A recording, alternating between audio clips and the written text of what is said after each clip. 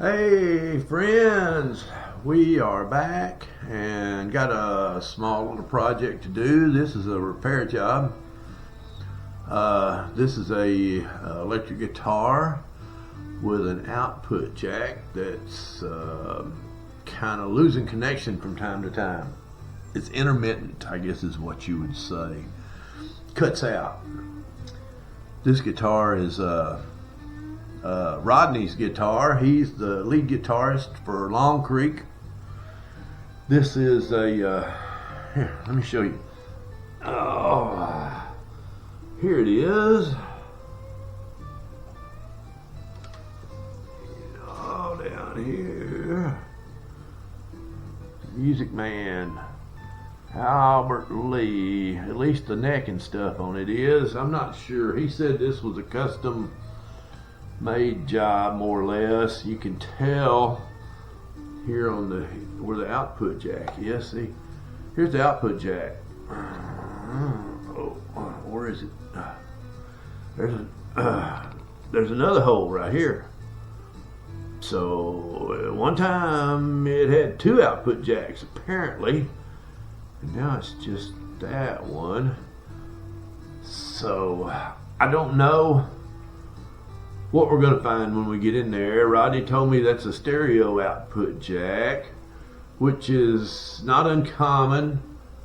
Guitars and basses, like my bass in particular, it uses a stereo, I think it's the same thing, a stereo output jack to switch the battery power off and on for the preamps. But I don't know what we're going to find when we look in there, but we're going to take the cover right there off the back of it and see what it looks like in there. And most likely, I'm sure, I know, we'll take this nut off right here so we can pull the output jack loose so we can do something with it and clean it. Hopefully just cleaning it and maybe tighten it up a little bit will be all that's necessary to get this going again. So let me tilt you down here. Oh, it's tight. Okay, here we are. So let's get the cover plate off. Let me get my glasses on my face.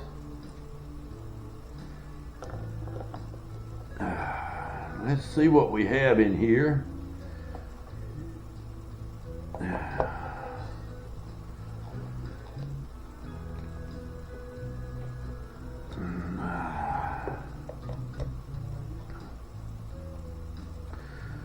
Yeah, I tell you, that Rodney, he's a hell of a guitar player. We'll make sure his guitar is working right for him. He had little issues with it when we were together Sunday. And he said he wanted to leave it with me and see if I could do something with it so he could have it, so he could play it next Sunday, because he plays at church. Okay, all right, yeah. Well, okay, that's got an enclosed output jack in it. Let me get this little camera out of this holder here and bring it over here so you can see what we have. This is the output jack. And as you can see by looking at the end of it right here, this is a little fuzzy. Let me back off, see if it'll get in focus better. Not much. As you can see by the end of it right here, it's enclosed. It's not an open output jack like most of them are. So what I'm going to have to do, put it back in the over here. What I'm going to have to do is take that nut off and slide it back out of here, I think. Or maybe, well, let's see. Which way is it going to go if I take that nut off? Yeah, I think it'll work. Maybe not. Let's see. I think what I'm going to have to do is see if I can clean this output jack with some contact cleaner and a cotton swab and see if that solves this problem. And if not, I may have to come back on a later date and replace the output jack if cleaning it won't solve this problem.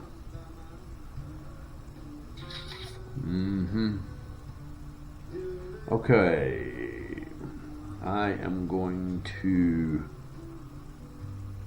stop and get my contact cleaner. Be right. Okay, back. Yeah, this is my contact cleaner. Let me open the package up here. This is my contact cleaner that I use. Let me back it up so it's not fuzzy. Deoxit D100L. Anyway, it's a liquid. Comes in a little comes in a package like so. Got a little applicator that you can screw onto the top of it here. But what we're going to do, I'm just taking the top off of it, and we're going to take a cotton swab, dip it in there. We're just going to go up in this, up in the output jack, rub it in every possible spot. See if it's just some corrosion issues going on in there that's causing the problem. And there's probably, well, you know, pretty dirty. I'm getting some dirt out of it, so I say dirt, but it could be, you know, corrosion or something. It's not coming out clean, so it might just be a corrosion problem. It's worth a try. Okay, yeah, you know, kind of dirty. I'm gonna try another one. Let me get a fresh one. There's a clean one, nice and white. Let's put this one in there and do the same thing and see what happens when I rub this around there in every direction. See if it comes out any cleaner than that one did. Hopefully it will, which will be a good sign. Good sign that we got most of all the corrosion off. Yeah, now see, that one came out. It's just got the red color of the deoxit on it. Let me rub it in there a little bit more just to make sure we got it.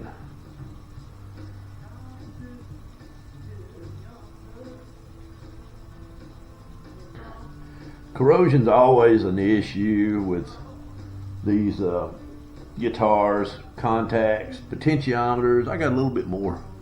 There's a little bit of dark on there and spots, but not much. Anyway, with guitar potentiometers and jacks and what have you, here's our cable. I'm actually going to rub this on that cable too. This is the cable he was using over here, and it's possible that the combination of the two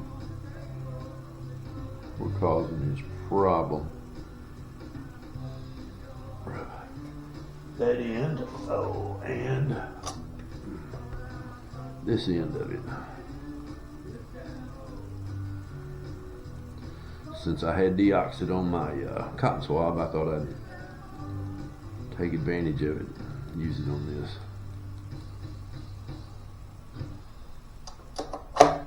Okay,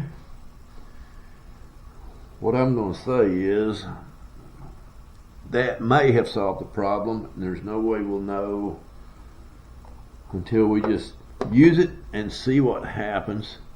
It won't work any worse than it did before. It may work better.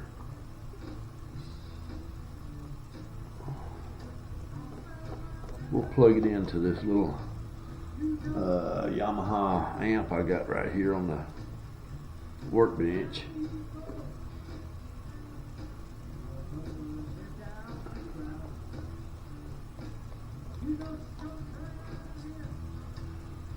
See if it'll cut out or not cut out.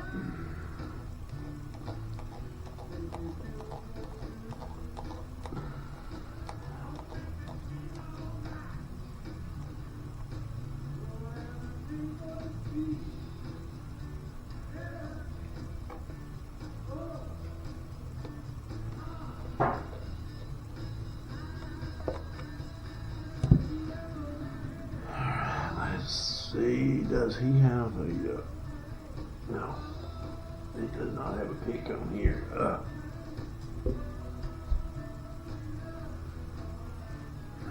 One more stop. Okay, back, we're gonna plug it in. This is my little Yamaha THR 10, I think it's called, a little desktop amp. So here's our plug. Plug it in here. I got it plugged in. May not can see it. Yeah, you can see it. I get backwards on this. Camera stuff. But yeah, there's the input to it. Got a power switch down here where you can't see. I'm gonna turn it on. At least I think I am. Yeah, there it goes.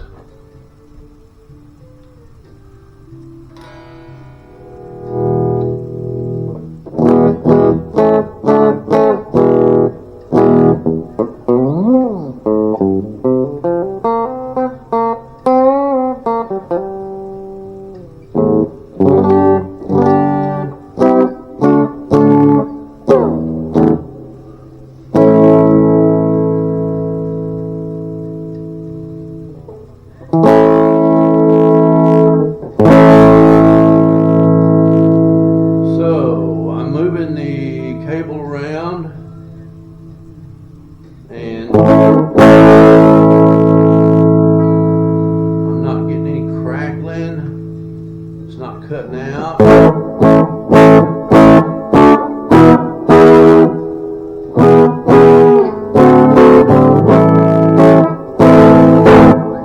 Okay.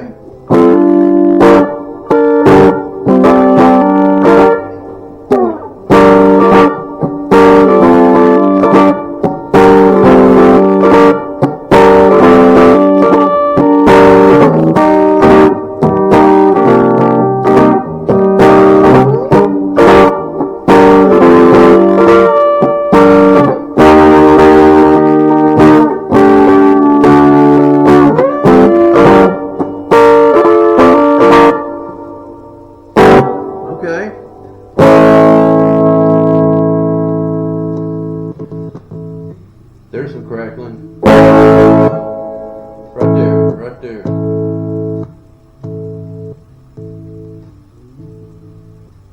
Alright. Why wasn't it doing it before? Now it is. I don't understand. Maybe it's the cable. Alright, I'm going to get a different cable. We're going to come back and try this again. Alright, I got to, let me show y'all. See my picks I had made up. Longcreek Band. I got this cable. This is just actually this cable came with my bass guitar kit, and it's not an expensive cable. It's just a cheapo, but we're gonna try it and see what happens.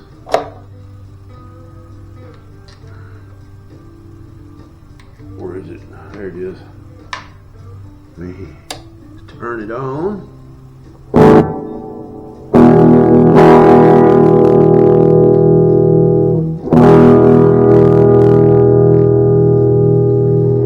See, I'm working it around. I know you can't see him. Lean back.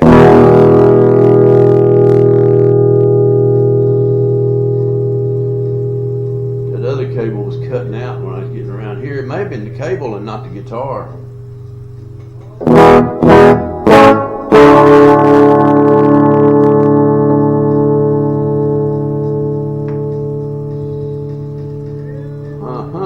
Maybe.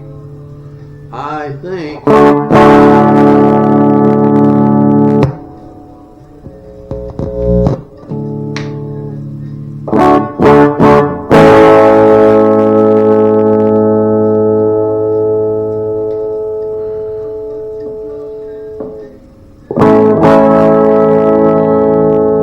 No matter how I work it around, it seems to be doing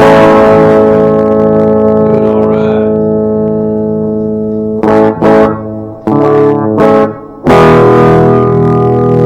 Okay. All right. For right now, go back up here just a hair. For right now, I'm going to say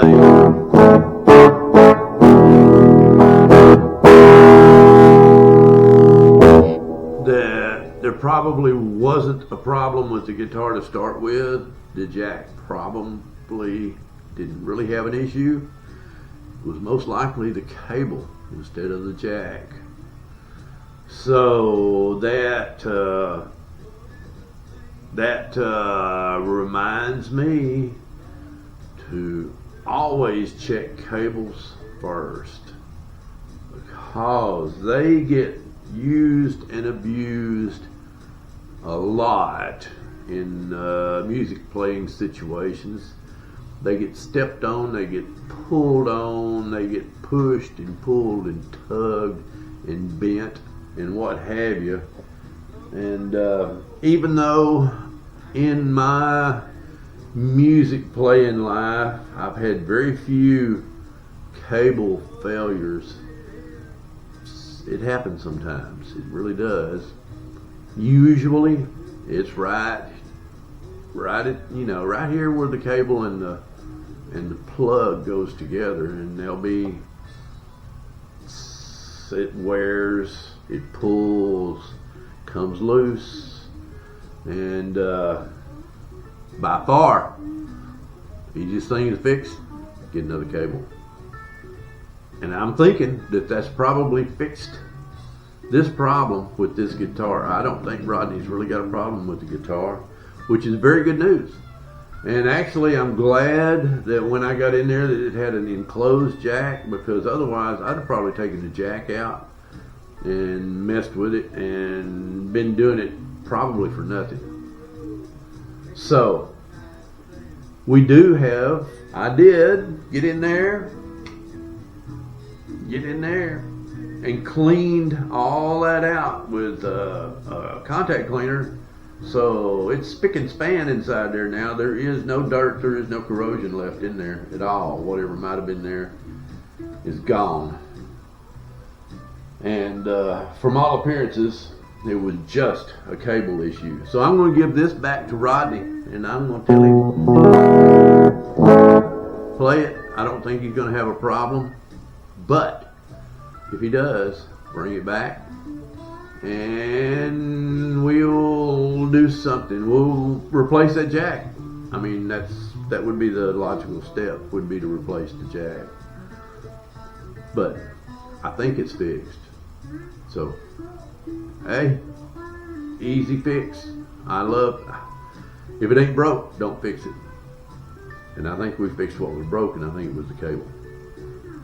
Until we hear otherwise, we're going to assume that's the case.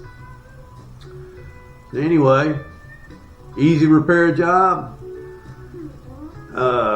Maybe somebody else can learn or relearn, and like in my case, relearn the lesson to always check your cables if you got an issue and see if it's the cable causing the problem. Alright, so that's going to be it for now.